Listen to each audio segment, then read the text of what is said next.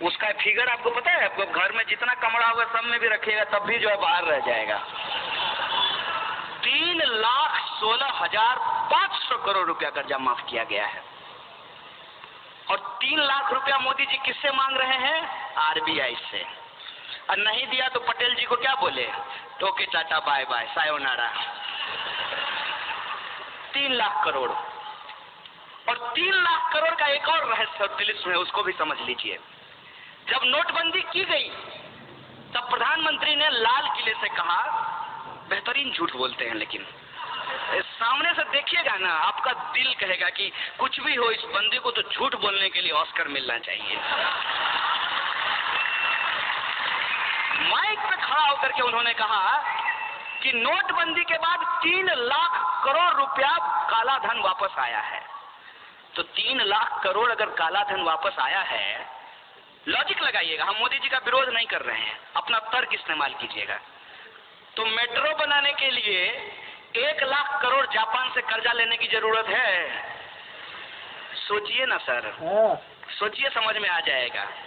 अरे कोई जन्मजात मोदी विरोधी थोड़ी हम पैदा हुए थे, उनका विरोध करने में मजा थोड़ी आता है। It's bad job, it's not a good job. क्यों करना पड़ रहा है? इसलिए करना पड़ रहा है कि बाप दादे ने जो पेड़ लगाए थे उसका मजा हमने लिया। इस देश में यदि बाबा साहब भीमराव अंबेडकर का संविधान नहीं होता तो इस देश में पब्लिक एजुकेशन पे पैसा खर्च नहीं होता, और पब्लिक एजुकेशन के भीतर एक ही बेंच पे ब्राह्मण और दलित का बच्चा एक साथ बैठ करके पढ़ाई नहीं कर रहा होता। यह है संविधान की ताकत। ये संविधान किसी एक जाति, किसी एक धर्म के लिए नहीं है, यह संविधान इस देश के लिए है, और देश देश के लोगों से बनता है तो लोगों के हक और अधिकार के लिए है, न्याय और बराबरी के लिए है। ये जो संविधान की ताकत है, उससे जो हमने पढ़ाई की है, ये हमारी जिम्मेवारी है कि हम इसकी रक्षा करें। उसी प्रोसेस में आप ये देखिए कि 1 लाख करोड़ रुपया कर्जा ये ले लिए हैं। नारा क्या लगा रहे हैं? Made in India. वाह गुरुजी, कहते हैं मेड इन इंडिया। नागपुर में मेट्रो बन रहा है, कंपनी का नाम पढ़े हैं? कहाँ की कंपनी है? चाइना की है। आप सब लोग देशद्रोही हैं। कहाँ की कंपनी है? अभी आप सब लोग भी चाइना बोल रहे हैं। आप जी न्यूज क्यों नहीं देखते हैं? आप लोग जी न्यूज देखा कीजिए। यह है मेक इन इंडिया। क्या इस देश की किसी कंपनी के पास इतना स्किल नहीं था क्या? क्योंकि एक नारा है ना, स्किल इंडिया। तो क्या इस इंडिया में इतना स्किल नहीं था कि नागपुर का मेट्रो वो बना सके? नहीं था इनके हिसाब से, क्योंकि ये स्किल इंडिया नहीं है, इसका एस साइलेंट है, यह है एक्चुअली किल इंडिया।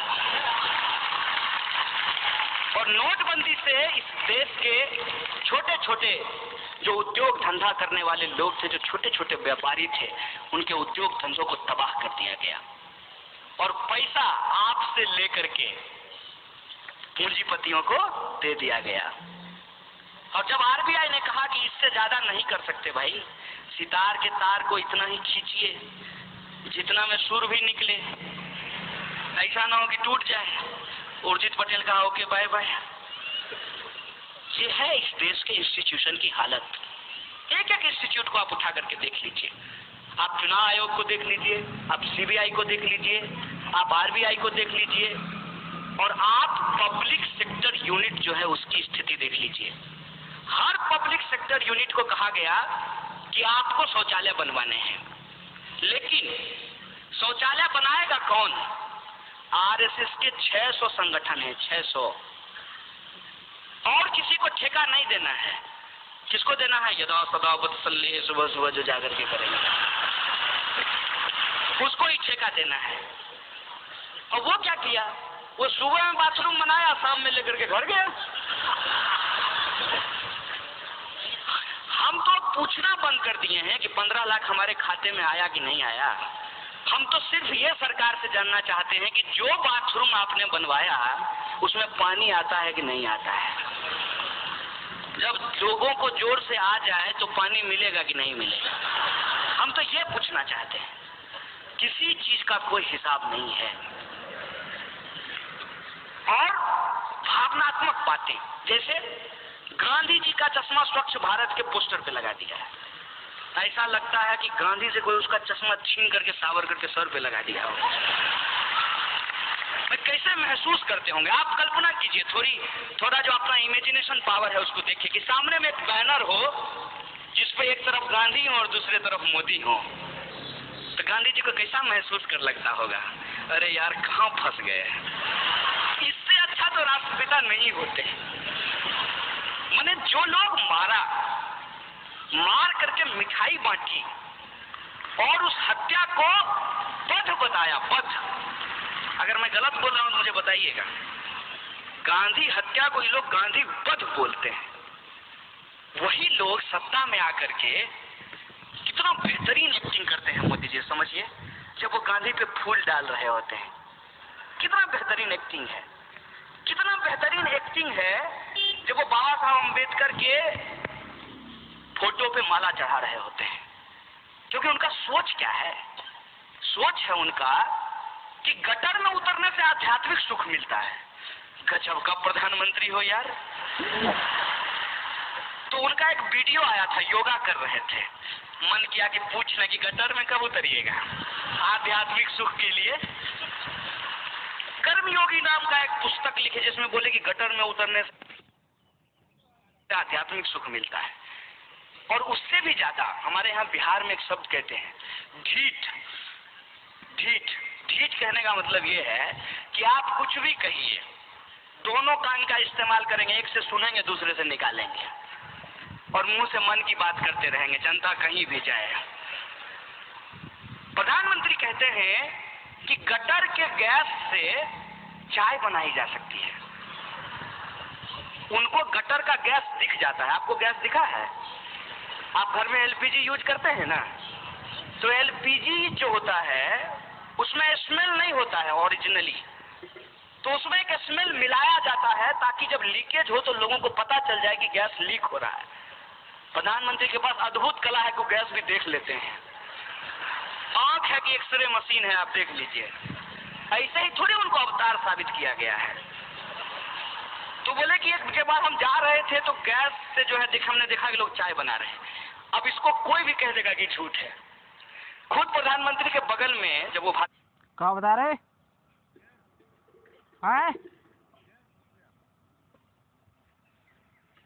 दे रहे होते हैं तो एक आदमी खड़ा होता है एसपीजी का ऐसे करके, तो वो कहता होगा कितना बड़ा झूठा है यार। क्योंकि वो दिन रात उनके साथ रहता है। अरे अभी तो आए थे रास्ते में, कहा कोई जो है नाली के गैस से चाय बना रहा था, कितना झूठ बोलता है यार। तो बोले कि गैस से चाय बनती है।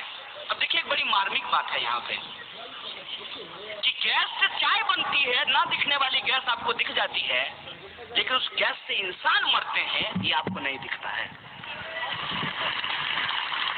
हर दिन आप अखबार उठा करके देख लीजिए, इस देश के किसी ना किसी कोने में जो मैनुअल स्कैवेंजिंग करने वाले लोग हैं, गटर में उतरने के चलते उनकी मौत हो जाती है। 9,000 करोड़ रुपया लेकर के एक पूंजीपति भाग जाता है, भागते रहता है। 2 योजना मशहूर है प्रधानमंत्री की, देश में पकौड़ा योजना और विदेश में भगौरा योजना है। ये जो है ये साहब एक किसी पूंजीपति से अगर उसका एनपीए ये वसूल लें, 56 इंच का सीना है ना, खुद ही कहे थे, तो अपना 56 इंच का सीना का इस्तेमाल करें और किसी एक पूंजीपति का कॉलर पकड़ करके कहेंगे कि सारा एनपीए सरकार के खाते में जमा करो, और एक पूंजीपति के एनपीए से इस देश में सदा के लिए मैनुअल स्कैवेंजिंग को खत्म किया जा सकता है। 40 रुपया। लेकिन प्रायोरिटी होगी तब ना। प्रायोरिटी जनता कभी थी ही नहीं। इस देश के दलित, किसान, मजदूर, आदिवासी, महिला, अल्पसंख्यक, ये इनके एजेंडे में कभी शामिल ही नहीं थे। और इस पे यदि आपको भरोसा नहीं होता है, प्रधानमंत्री का बयान जब वो मुख्यमंत्री थे तब का आप जाकर के सुन लीजिए। पैसा नहीं लगेगा, जियो धन धनाधन। अब क्या वो बनाए अपने प्रचार के लिए, तो हम यूज कर लेते हैं अपने प्रचार के लिए। आप YouTube पे जाके सुनिए, 2002 दंगे के बाद जब पत्रकार ने प्रधानमंत्री से पूछा कि आप रिलीफ कैंप में क्यों नहीं जाते हैं, तो जानते हैं प्रधानमंत्री ने क्या कहा था? प्रधानमंत्री ने कहा था कि वो बच्चा पैदा करने का खान है, वहां जाकर के क्या करेंगे। ये प्रधानमंत्री के शब्द हैं। जिसको आप योगी समझ रहे हैं वो ढोंगी है, कंप्लीट ढोंगी है। और इसको मैं प्रूव कर सकता हूं कि ढोंगी कैसे है। सन्यासी किसको कहते हैं? मैं हिंदू धर्म पे बहस करने के लिए तैयार हूं। बुलाइए किसी भी आरएसएस के प्रकांड पंडित को, मैं उससे बहस करना चाहता हूं।